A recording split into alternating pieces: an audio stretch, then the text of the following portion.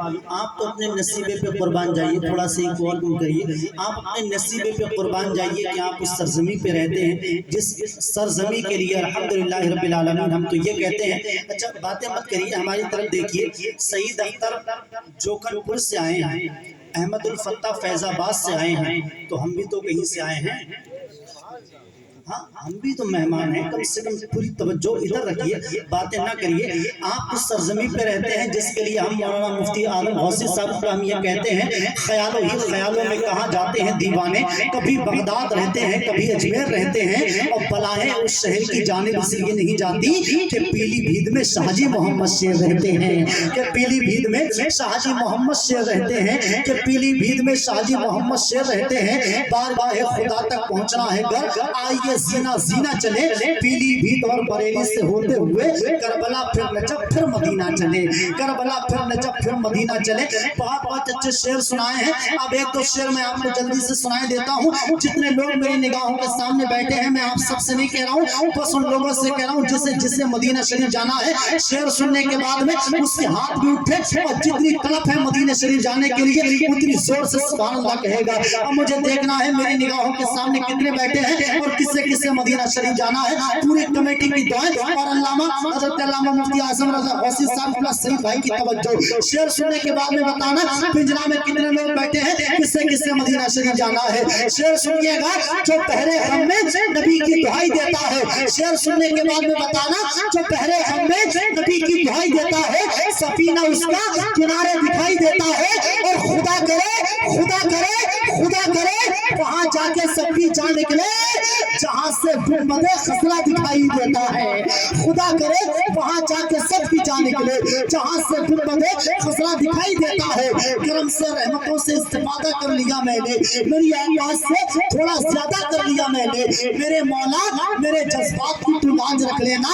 غریبی میں مدینے کا ارادہ کر لیا میں نے، میرے مولا میرے جذبات کی تو لاج رکھ لینا، جھولے میں کلفیوں میں کھلونے میں مست ہے، مخلص کے بچے دیکھیے میلے میں مست ہے، اور دولت سکون دینا سکی بادشاہ کو، جھاڑو لگا کے لوگ مدینے میں مست ہیں، جھاڑو لگا کے لوگ مدینے میں مست ہیں۔ فاطمہ کی گود میں بچے جو پالے جائیں گے، فاطمہ کی گود میں بچے جو پالے جائیں گے،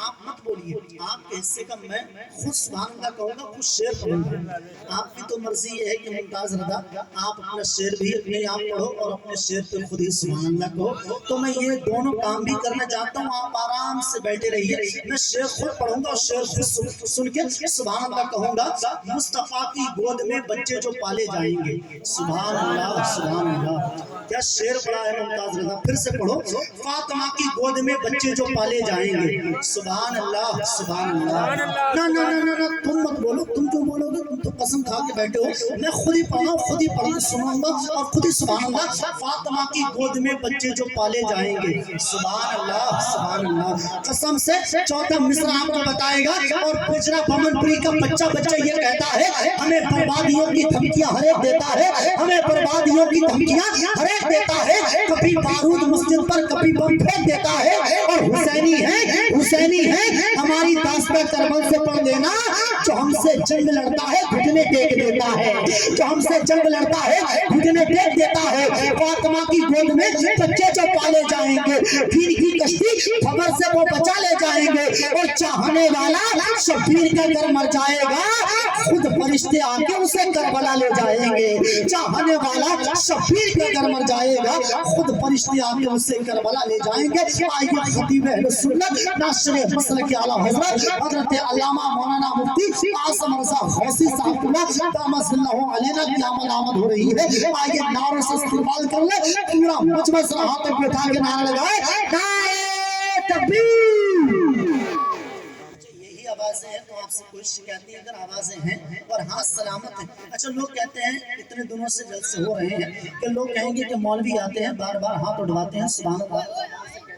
لیکن آپ میرے کہنے پہ کیوں کہیں گے؟ اللہ کا قرآن فرماتا ہے یومئذ تحدث اخبارها، میدان محشر ہوگا ہر چیز ہمارے خلاف گواہی دے گی. اس وقت یہ زبان سیدھی جائے گی، زبان نہیں بولے گی. اس وقت یہ ہاتھ بھی گواہی دیں گے. مولا پنجرا میں حسین کا جلسہ ہو رہا تھا. حسین کے غلام صرف زبان سے نہیں بلکہ اپنے نبی کا نام کا نعرہ اپنے ہاتھوں کو اٹھا اٹھا کے نعرہ لگا رہے تھے. اس فکر کے ساتھ میں نعرہ لگائیے کہ کوئی لیڈر دیں گے نہ سپاہی دیں گے، جو خوشی دلی کے محبوب الہی دیں گے. نام سرکار پہ ہاتھوں کو اٹھاتا تھا یہ بروز محشر فرشتے بھی گواہی دیں گے. اس اچھے عقیدے کے ساتھ پورا مجمع سر ہاتھوں کو اٹھائے اور استقبال کرے. نعرہ